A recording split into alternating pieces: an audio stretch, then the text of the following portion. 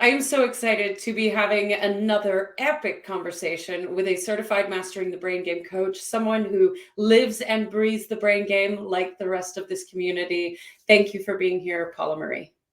Yes, I do. And thank you. I'm excited to be here. It's really fun. Right? To be in the space. So tell us what life was like before the brain game. Wow. Life before the brain game was a bit of an interesting shipwreck for me. So my life story a lot came in from really young of trauma. So a lot of trauma. I grew up in a really challenging alcoholic environment, and I was really the caretaker, the counsellor for my parents from the age of 4. For me, also being highly intuitive, I was already aware of the unseen world, but I realized growing up that not everybody else was, and that was something that was very misunderstood, which was so confusing to me.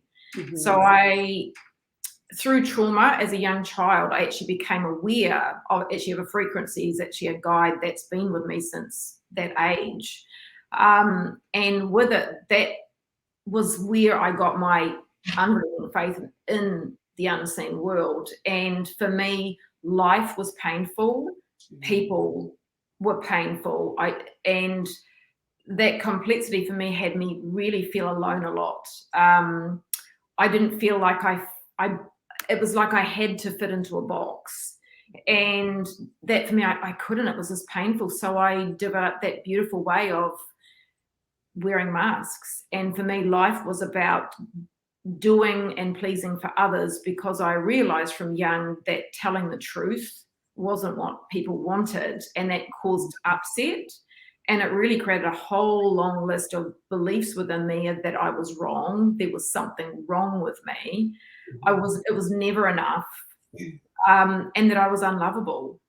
And that really became that mirror for me in all relationships, and from both sides, the masculine, the feminine, that being my experience. I had constant, I seemed to be with males, the constant object of betrayal. Every relationship that I ever had resulted in that. And physically, I was named, actually giggled, as being called psycho bait, because I just seemed to attract that. And so for me, life was always seemed to be happening to me. I experienced a lot of loss in life. And in fact, I tried to starve myself out of life as a teenager.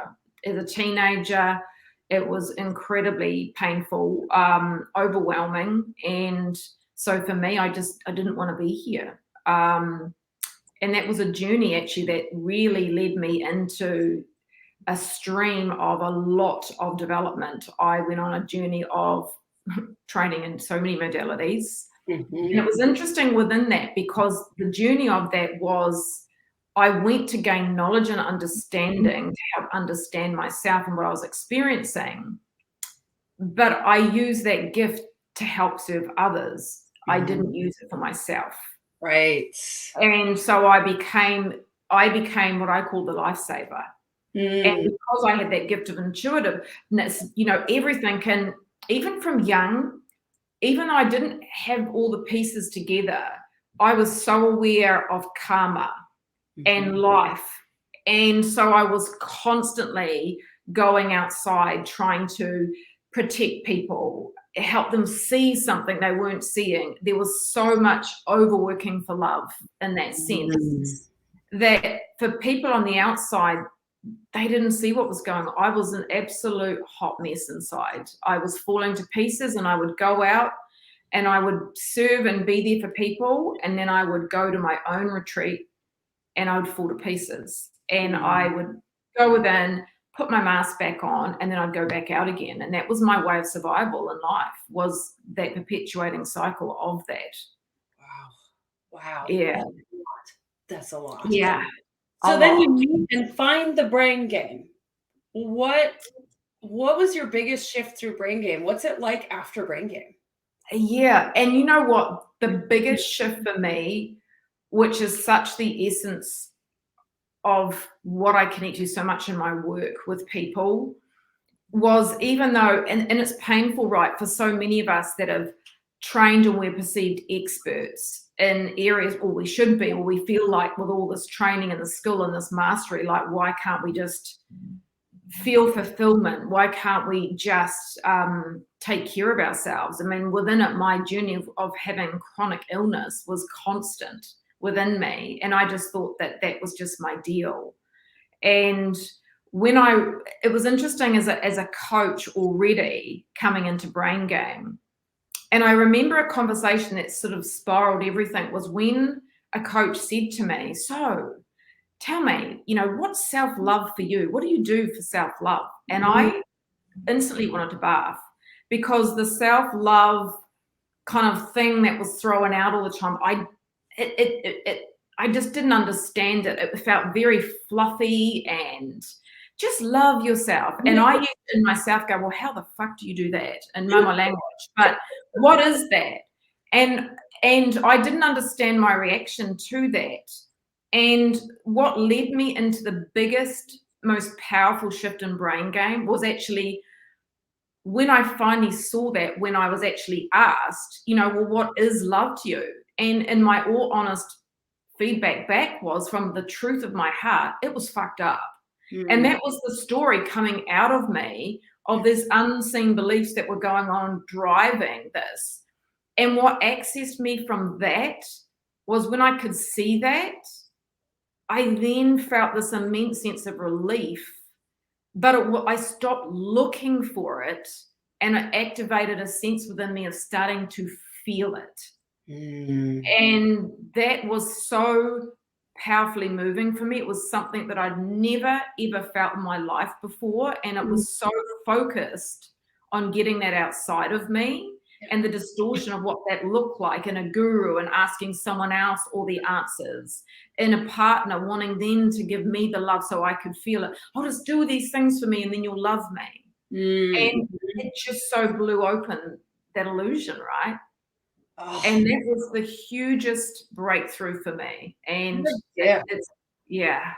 Oh, I just have total goosebumps right now. What a gift to go from one extreme to just absolute self-love, and not this fluffy white clouds in the sky, rainbows and kittens, I call it, and just truly loving yourself. I love that. Yeah.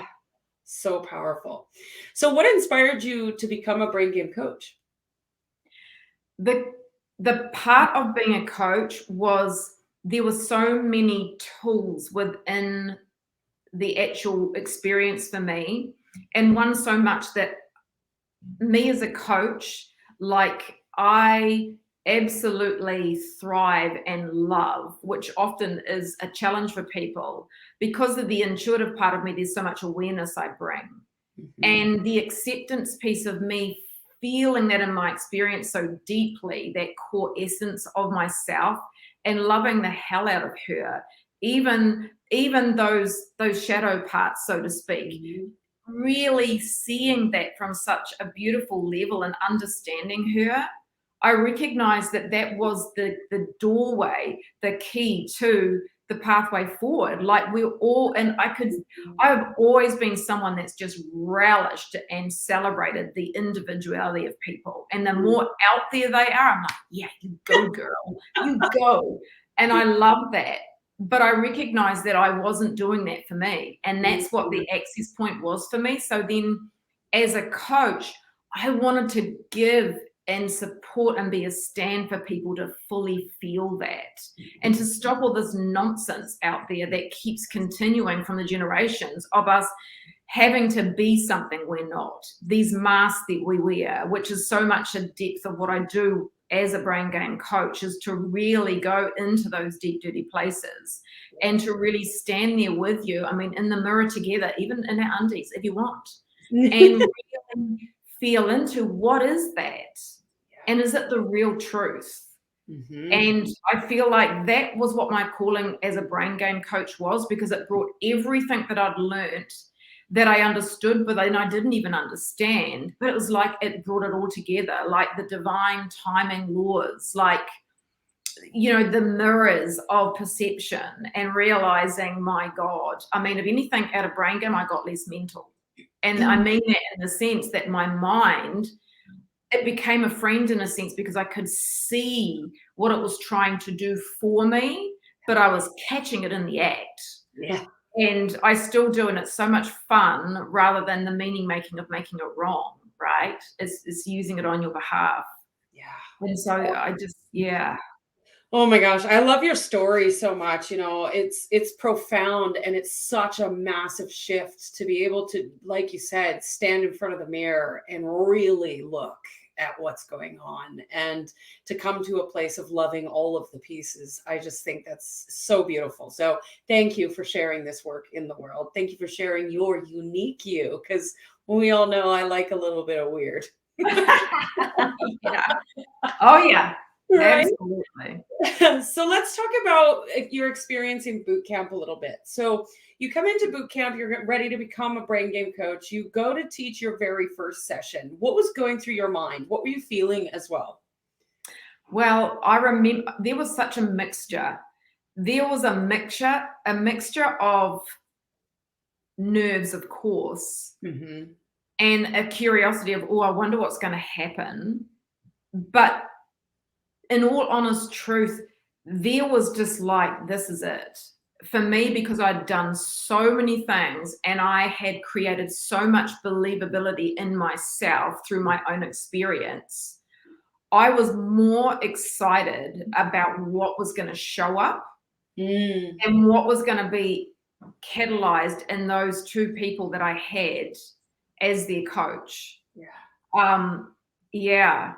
And it was profound, and it was everything but more actually than what I'd ever could have desired for those two people. And that's, I feel like for me, you talk about that vision as that coach, it just is such an access point to people truly feeling and connecting to that true sense of who they are.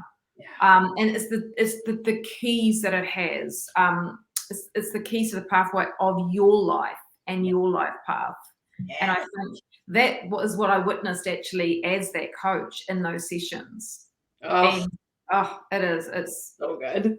and I have to tell you, like, one thing that it was such a beautiful experience to witness actually with the two clients I had. They actually remarkably had two distinctible experiences. Yeah. There was a woman I had, and she was a teacher. And for her, she was very much of the mind.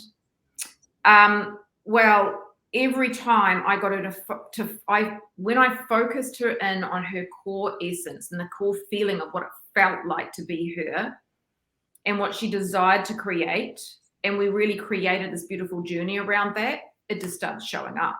And this woman moved, she set up house, she's just completely within 6 months transformed her life. And the conversations where she was just giggling, and it was just like, more please. And I'm like, yes, you're doing this. And just being able to just be on the sidelines cheering and pointing her back to herself has just been, it's so fulfilling and rewarding for me witnessing it. But just to feel that resonance with someone as they are living life and they're seeing the magic of life really unfold for them. Oh, so good. I know. And my other client, a 72-year-old man, had come out of a 20+ year marriage, really shattered. His wife had left him, and he'd been in a very codependent relationship with her where he was really put down. He had no self-value or worth. There were so many stories there. And when we committed into what he wanted to create was actually feeling and experiencing true love. And I'm like, hell yeah, it is never too late. Yeah. And I'm telling you, within a month on our journey, he started doing dating, and it was so fun witnessing and being with him experience. And he met this beautiful woman, and he has used the tools and continues to with her, and is this man just enjoying life as a 75-year-old like never before. It's just, I know. It's never too late. Oh my gosh. I love that story so much. It's so good, right? Like, usually, I mean, I've known so many people of that age in my own experience who've just given up. And Yeah. I hear the expression, you can't teach an old dog new tricks, and it's way too late for me. And this is profound. This is proof that you're never too old. You can always. No, absolutely not. Oh, I love it so much. So you go through all of boot camp, you get to week 10, and you're teaching that very last session. What was going through your mind and heart then? Well, that was a really interesting session because being that powerful amplification of Q, and it was an experience of taking my clients through something I knew that they would never have experienced before. Mm-hmm. There was a little bit of interest to me of, well, how's this going to be received? Mm-hmm. Are they going to think this is completely like, what is this? Like, wow. And it was such the most beautiful experience as well, just to let go of that. And I think the beauty, and of course too, connected to my vision for this work is, so many of us are so much in that we want the pill, the thing that's going to fix us. Mm-hmm. And even as a coach, it is such a gift within this work, because every time we step into it with someone and we take them through that journey, we're also journeying with them and transforming those fears and those beliefs that arise within us that we never saw before. And I know in that moment when I felt that initial and got myself into a story, well, how will this be understood or received? When I let go of that and just sat with them in that experience, I felt the shift within me of, wow, I want to teach this even more.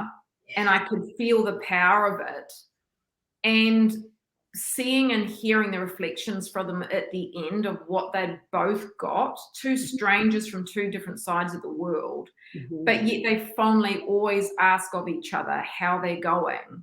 Yeah. They're so curious, and they speak the language. And I feel like that last session really amplified that within Mm-hmm. them. And it really set that foundation. It put them into life, and you could feel it and you could see it. And that's, for me, was that I just want to keep doing this work. Yes, please.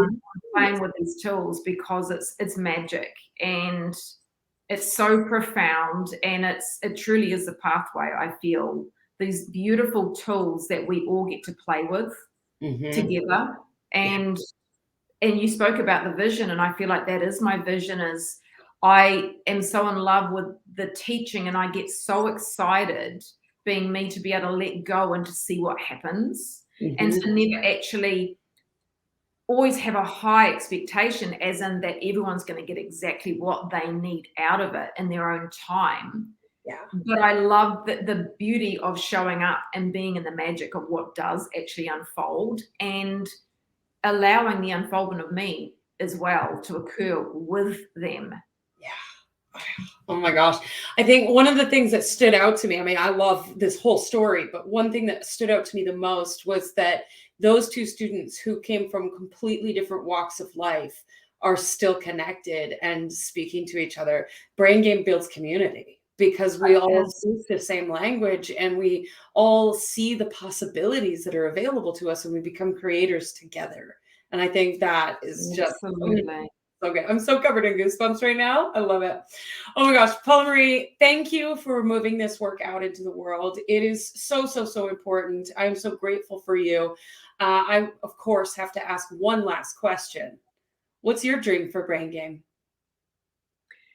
For me, it is something to if it could be expressed out and live in the hearts and homes of people in the world, as many people, I feel like worldwide, that it could be. And I really feel like that truth in that is because, of course, it helps us come home to who we are. And when we realize being us and loving us and who we are, it's like this infectious word of how we just spread ourselves completely out in the world. And I feel like the more and more of us that get in touch with into that self-belief, and I am such a stand for people being in that self-belief and trusting in themselves, and the power that they matter, and the power that they have of influence in their lives.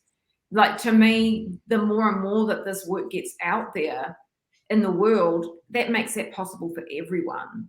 And we so underestimate the energy of us showing up every day and loving our wholeness, all those parts within us, because we're that mirror, but also that reflector for people. And the more and more of us showing up that way, it just ripples out through all the places and the spaces in that collective field. And I mean, my wish would be a huge collective global family of brain gamers. I really believe it. And for me, starting from the young, because if I'd had these tools as a teenager, my goodness, and it just would have made the journey so much more meaningful and brought so much understanding and awareness to me from that. And, you know, for me, being a mother of actually 2 teens and seeing the languaging and the tools really working within them when they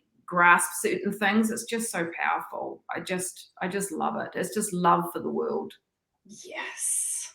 Yeah. Yes, please. Yes, please. Oh my God. Thank you so much for coming to have this conversation with me. I really appreciate you and the work you're doing in the world. It's profound and life-changing. Thank you. For anybody who's watching this, if you want to get a hold of Paula Marie, we'll make sure that, well, her website's right there, but we'll make sure that you can find out how to get a hold of her and work with her. And if you are interested in becoming a brain game coach and moving this information out into the world, we'll make sure that you have the ability to connect with me so that you can find out more. Yeah. Thank you, Paula Marie. Thank you so much. Thank you, everybody.